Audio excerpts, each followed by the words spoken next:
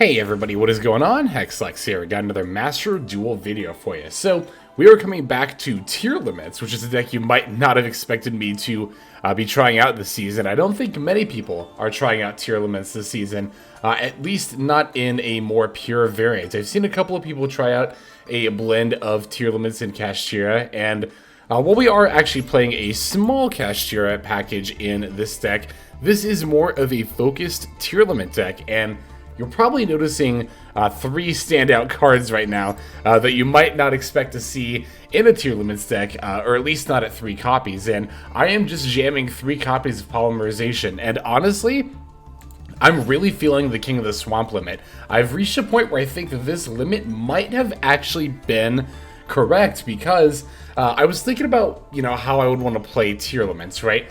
I think pretty obviously, one of the main issues with the deck right now is that you only get 2 fusion summons between the Havnis and the Scheiren.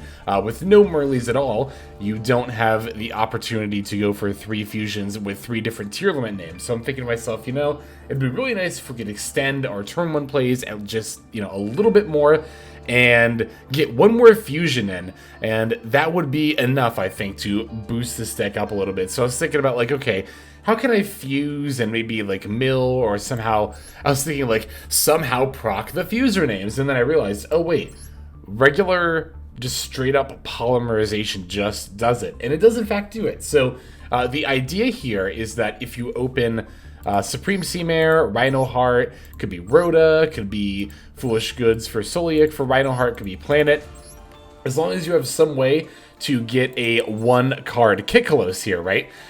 You can do that, and then if you also have Polymerization, so 2-card combo, we'll say Supreme Sea Mare / Reinoheart plus Polymerization. You normal summon either one of those, dump one of your fusers, then fusion summon for Kitkallos, right? Use Kitkallos' effect to add the other fuser to your hand, then activate Polymerization, fusing the Kitkallos with that fuser. What that gets you is a fusion summon to Rulkallos. You can then proc the fuser to go into the, where is it? The Dragostapelia. And on top of that, you even get to mill 5 with Kitkallos' effect. So that seems pretty good to me. I mean, obviously, having to play vanilla Polymerization to achieve what the deck used to be able to do isn't anywhere, well, near what it used to be able to do. But at the same time, I think it's a combo line that's worth exploring. So I think that the way that I am thinking about playing Tearlaments here, right, is not even so much as a turbo, let's mill as many cards as possible kind of deck, but more of a kind of tight-knit kind of combo, where it's just we do the Reinoheart / Sea Mare to mill specifically the fuser, and then again have the Polymerization. God, again, could you imagine if King of the Swamp was at 3? Again, it's wild. This limit actually ended up mattering in a deck that I built. It's kind of crazy, because not only would that be more copies of Polymerization, but of course King of the Swamp is not a bad card to be able to search it with, being an Aqua, and also being a fusion substitute to summon the Grapha, with only the one King of the Swamp that ends up being a lot more niche. I've yet to actually summon Grapha, just because it's kind of rare you get this card in the graveyard. So again, we are not milling as much, but again, at the same time, I don't know that we necessarily need to, honestly, to get our plays going. And we still have the mill 5 from Kitkallos, we still have the mill 3 from Scheiren, but as you can see, I'm not even playing Scream. I don't even think we need Scream in a build like this, I really don't. We do still have a few good mill targets, just in case we do incidentally end up milling them. We got the Fairy Tale Snow and the Ishizu Shufflers, but I'm kind of borderline of whether I want to keep them in or just jam 3 Imperms, or maybe more ways to search Polymerization, right? I will say that the Ishizu Shufflers are definitely not too bad as disruption in this particular meta. They're obviously not that great against Cash, but against Pearly, you can shuffle back the quick play spells. Against, Labyrinth, you can shuffle back the Furniture and the Welcomes when they're in the graveyard. Against Dragon Link, it obviously has a lot of relevant usage, so Ishizu Shuffler is still pretty good, and then Fairy Tale Snow is, of course, still a pretty solid card in its own right, being both an extender and disruption. Oh, we're also definitely playing 3 Super Polymerization, because to me, that is like definitely one of the biggest pros to being on any fusion-based deck, is just the fact that you get to play 3 of quite possibly the best board breaker in the entire game, because it's not only quick play, which means it can be used to set going first and uses disruption, but of course there's the fact that it can't be responded to. So being able to jam 3 Super Poly in any applicable deck, definitely worth it. I'm definitely on the lookout for other cool cards that interact with polymerization that might be useful. I know there's a Lunalight monster that you can discard to search it from deck, so that's worth exploring. Lunalights, of course, being historically definitely very playable with the Tearlaments as well. There's, of course, like Fusion Sage if you just want like a spell card, but I think we can do better than that. I kind of consider it Fusion Recovery, but I think that's actually way too cute.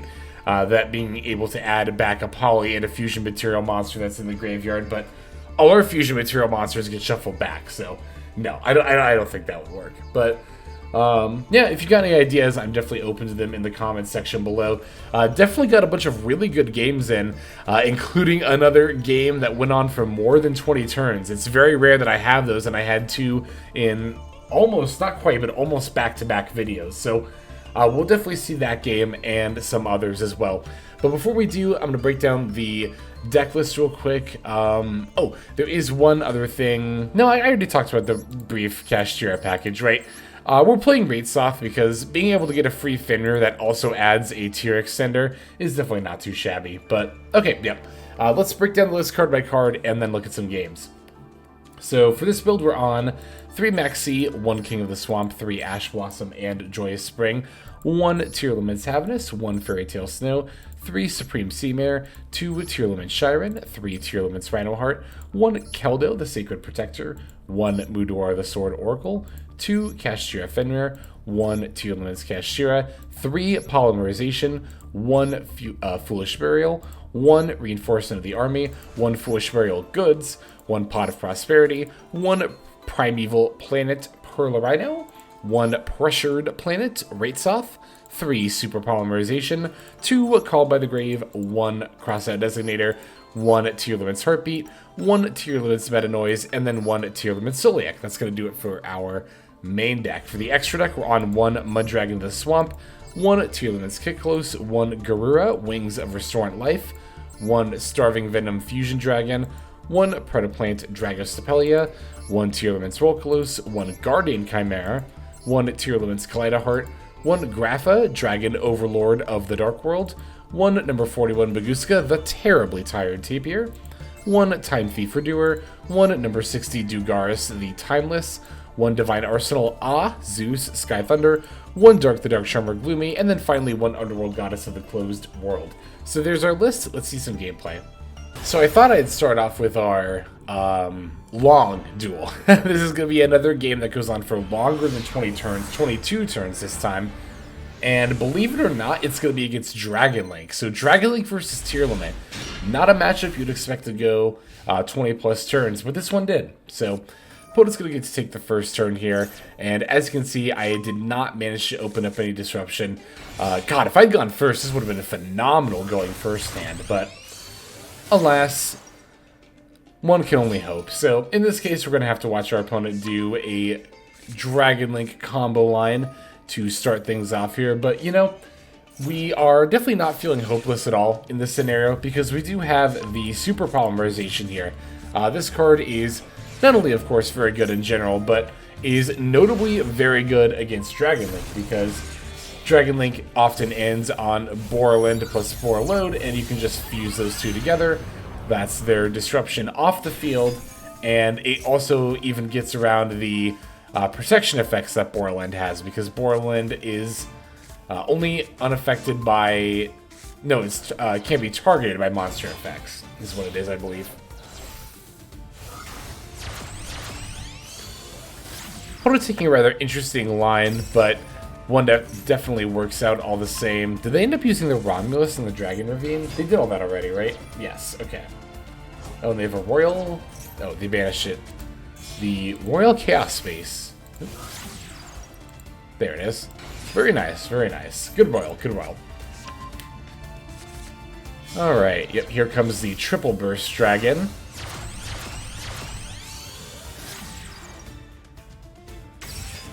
Chaos Ruler is going to bring itself back. That will allow the... oh no, sorry, yeah. Then the triple, then the Piss deactivates, sorry. That'll put the Safred in, and then looks like they're going to make the Borland with the Chaos Ruler, leaving the Safred in place. That way they can negate it with the Borland. After it's used its effect, and then they can bring back the Tracer and go for the Borload, I believe is the sequence here. Yes, okay. The Bestials are also pretty scary, obviously. In this meta, there are both Dragon Link and Branded to worry about when it comes to Bestial cards, but at the same time, there's still far fewer Bestial cards in this meta than there were when Tearlament was good, so I'm not like super concerned about it. I mean, to be fair, we have a lot fewer Fuser names overall, right?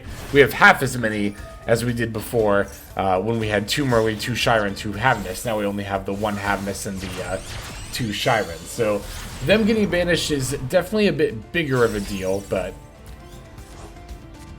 yeah, and our opponent has 2 Bestials in hand, so we gotta ideally play through those and then try to win. I guess, I don't know, we'll figure it out, but definitely starting off with the Super Poly, ditching the Supreme Sea Mare, fusing the Borland and the Borload into Star Venom Fusion.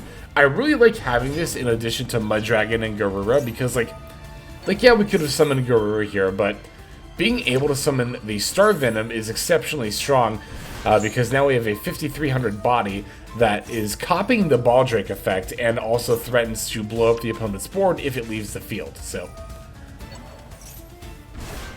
Alright, Truest Swarm is coming down here, and they...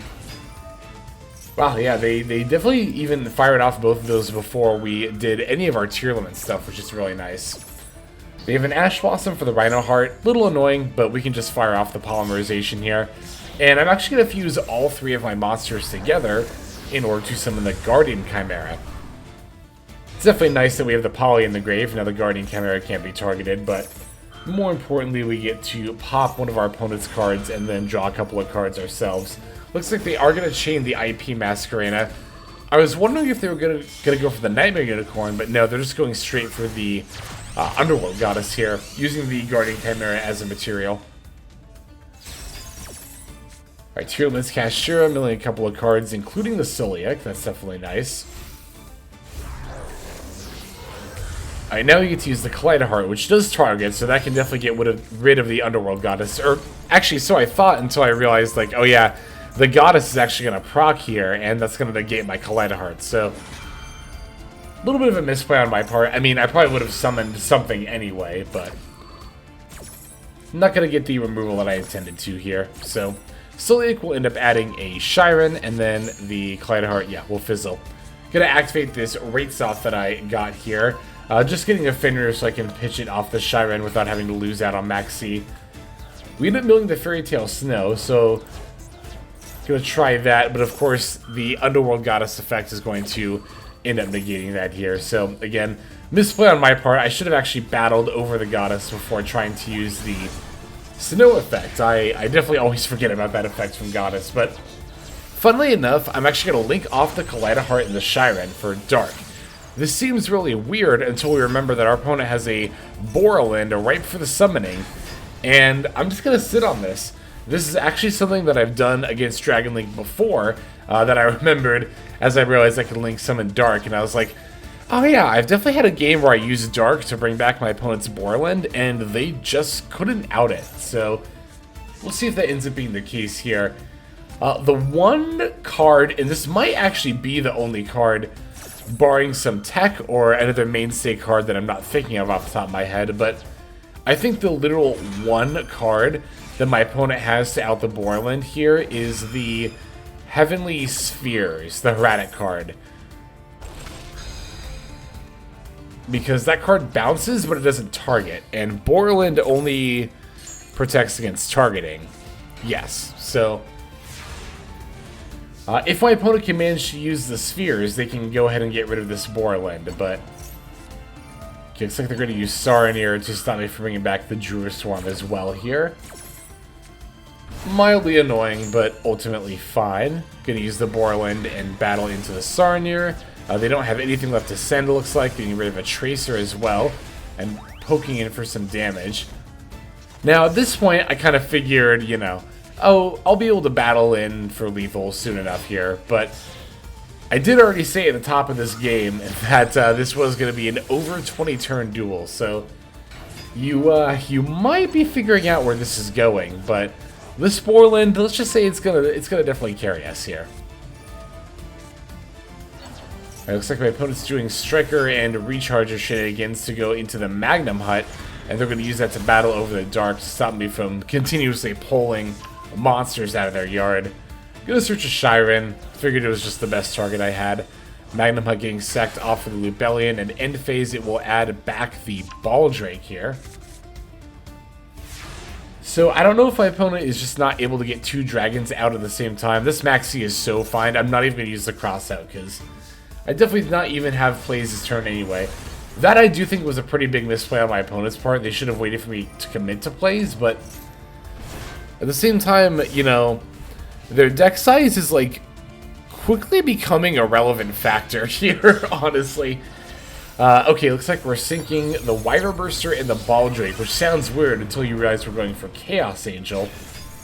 But this targets and is not able to target the Borland. I'm going to chain the Crossout. I'll just call Ash Blossom here because I don't really want to draw it, so why not? I'll banish it. But yeah, and Borland also cannot be destroyed by battle. So these 2 Titans, Borland Dragon and Chaos Angel, are kind of just going to end up staring at each other for a little bit here. And this indeed is going to be what I'm actually going to throw this in fast forward because we're only on turn 9 here. So let's pick up the pace at least a little bit here. But it's going to search a Saronir and then pass. I thought about setting the Mudora here, but I don't really have any reason to at the same time. So, like, I might end up needing it. Well, I figure I might end up needing to make a rank 4, right? So, yeah, they're just going to switch the Chaos Angel to defense mode and pass. And ironically enough, my opponent's name is Slowpoke, but I'm the one kind of drawing things out here. Yeah, I'll use this Foolish to set up a Keldo in the yard, just in case my opponent is able to get to a point where they can put 2 dragons on the field. But that's really all that's stopping me from, like, kind of losing this game is my opponent's inability to just put 2 dragon monsters on the field. Or maybe they can, they just haven't figured it out yet, I don't know.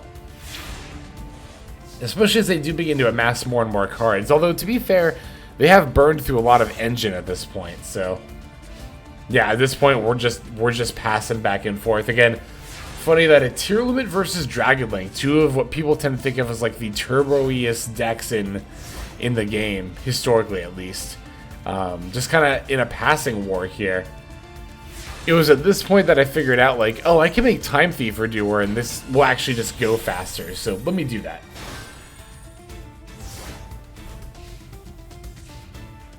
So yeah, now instead of only, 1 card per turn, I'm actually taking 2 cards per turn. Okay, here they're summoning Saronir, and I think this is the moment where they can finally put 2 dragons into play. Summoning safer, but I'm just going to use Super Poly to finally get rid of the Angel, as well as the Saronir, and throw down this Mudragon in the swamp. Again, I just feel like they have so many resources. How can they not summon 2 dragons? But here I'm going to negate this Chaos Space, because I didn't want them to summon Levianir. I thought maybe they were going for a Chaos Dragon Levianir, but... Alright, what all is Redoer attaching anyway? I think it's generic stuff, yeah, like Nibiru, but at this point I can just swing in for lethal anyway, so... Again, yeah, this is not the matchup, Dragon League versus Tier, that you'd expect to go on this long, but through patience and perseverance, we managed to pull through by sitting on our opponent's Borland Dragon. It's really funny that Slowpoke's icon is this Erebus here, because I imagine they were probably doing the same pose, waiting for this duel to end IRL. But we definitely still have a few more duels to show off here, so let's go into the next one. Okay, so funnily enough, we actually managed to run into a mirror match, which I wasn't expecting. Although, to be fair, this was at Master of 5, which is like, we all know, right, that at rank floors, where you don't rank down, people tend to be more willing to test stuff out, so that way, they don't end up losing out on rank in the process of doing so. We're going to be taking the first turn. Opponent's going to fire off a Maxx, but thankfully we have the called by, and this is a hand ripe for showing off just how polymerization can assist in our turn 1 plays. So I'm going to start off by normal summoning the Supreme Sea Mare and activating. Opponent's actually got an Ash Blossom for that, so on the surface it might seem like that is going to stop us from getting to our Kitkallos, but we have another way of doing so. I'm actually going to activate the Scheiren, discarding the Reinoheart, and then milling 3.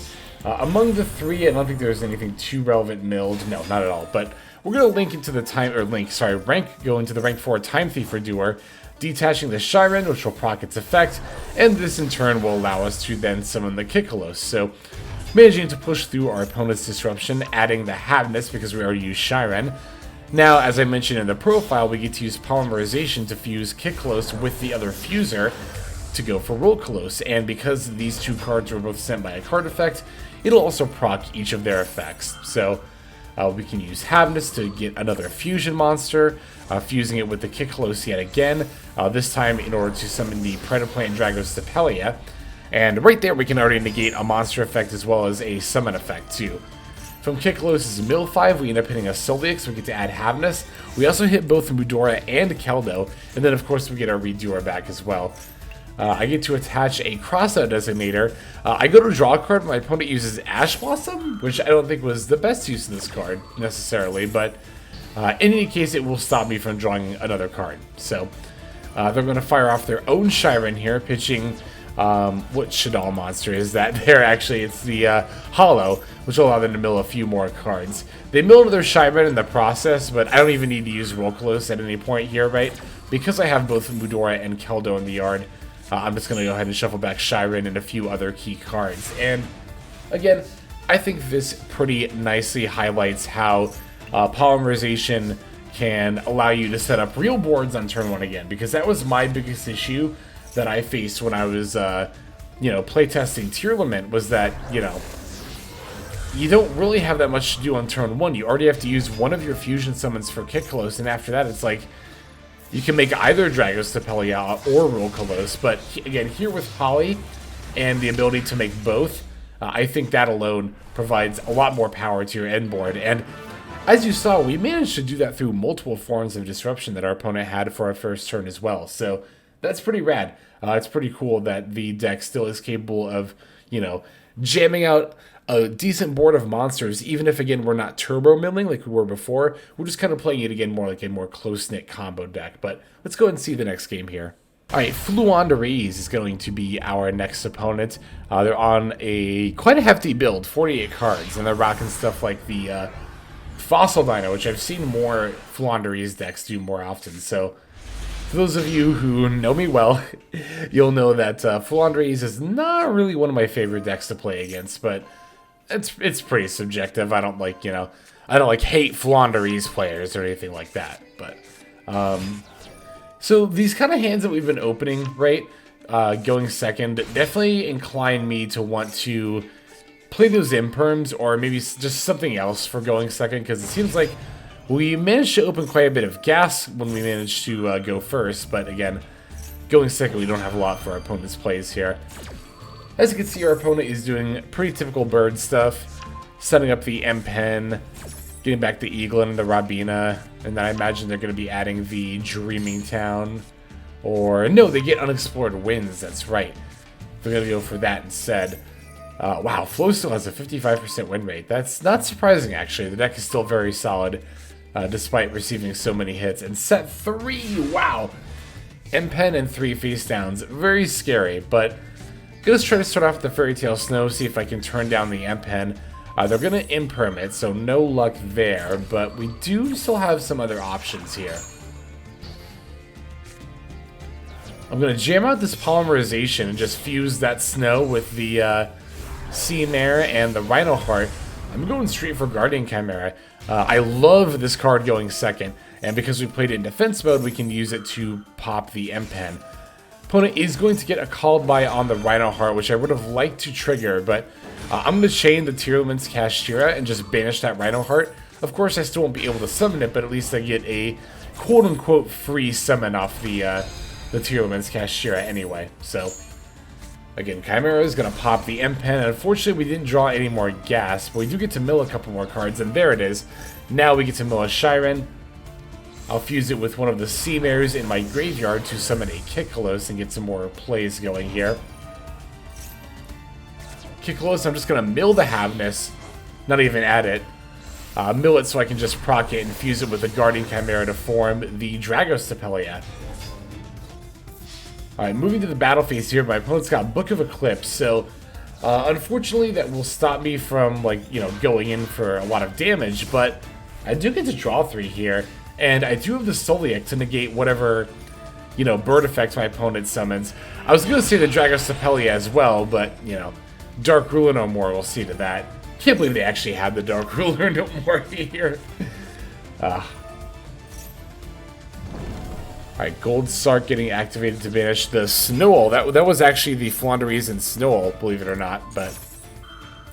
yeah, as they go to summon Rabina, I'm going to use Sulliek to negate.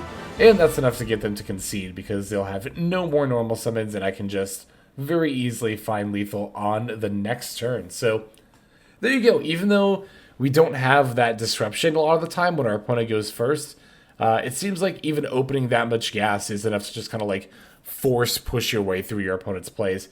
We got one more duel to check out here. Let's go straight into it. Alright, Kashtira is actually going to be our last opponent. They're playing 3 a pointer of the Red Lotus, which I don't really know why they're going for a full playset. I feel like if you know, it makes sense to play 1 for thrust, but 3 seems like might be a bit excessive. Who knows? I mean, to be fair, it's not awful with a Reinoheart anyway, but you can just thrust for it, so it's like, I don't know. I'm gonna try to start with the Supreme Sea Mare, but unfortunately this Imperm is gonna stop us in our tracks, at least as far as that line goes. I still get to use Scheiren, pitching the Mudora to mill 3 here. And I milled my other 2 Supreme Sea Mare alongside Foolish Burial, so that's always fun. But it doesn't really matter what we mill, because we can always just go for Time Thief or Doer, and again, use that to proc the Scheiren. Alright, gonna summon the Kitkallos and activate to add, or sorry, mill Reinoheart. Now I get to use the Kitkallos effect to bring back the Reinoheart. That will allow me to mill 5 and then the other Tearlament names. So I figured this way I can at least maybe get some kind of plays going here. If nothing else, you know, I do get to do the 1 fuser. And we milled the Tearlaments Kashtira too, so we get a few more mills. Putting a Keldo in the yard. Of course, in hindsight, well, we have the Mudora too. In a lot of matchups, it'd be really, really good to have both of those in there, but in hindsight, we know we're playing against Kashtira, so it's actually not really going to matter here. Alright, Redoer is going to attach an Ash Blossom in. Huh, look at that. It seems like our Kashtira opponent did not have too many plays in their turn 1 hand, which seems to be a bit of a recurring problem for the deck. Oh, this is baffling here. They use a pointer of the Red Lotus, right? But I don't know if they realize, like, this costs 2,000 life points, and it's definitely not that hard for me to find that kind of damage. I already have 5,400 on board, so I just need another 6, but I guess they figured, like, you know, they weren't going to lose to damage on board, and that it was better to stop me from putting the extra body on board. I don't know. I guess in that regard, maybe I can't fault them, but at the same time, it's like, again, I just swung in for lethal very easily here. Like, it was literally nothing to it, so I don't know. It just seemed like a bit of an odd choice to, I guess, in my opinion, play through a point of the Red Lotus in the build to begin with, but also to play it there in that moment. It's like, I don't know. But in any case, that's going to go ahead and do it for these games. Thanks, everybody, so much for watching these duels. Let us now move on to our outro. Alright everybody, that's going to do it for this video. Thank you for watching it all the way to the very end. That means a whole lot to me, and it's also a fantastic way to support the channel. And if you're interested in supporting the channel in other ways besides YouTube, there are plenty of ways to do that. If you check out the description below, you'll find a bunch of links down there. One of them goes to my Patreon. You're actually seeing the names of everyone subscribed to the Patreon on the screen right now. So if you're interested in getting your name in the credits here at the end, if you want to see more daily Master Duel content, or if you're interested in one-on-one private coaching sessions, I offer all of that on Patreon. I also stream live on Twitch. Feel free to go ahead and click that link and follow and or subscribe there. I also have the Discord community, if you want to follow that link, where hundreds of duelists have already signed up. Free to join, and you can just come hang out, talk about the game, and chill in general. Final link that's going to be in the description is my Twitter. You can follow that if you want some more notifications of what's happening with the channel. So All in all, thank you all so much for watching, and I hope you have a fantastic day.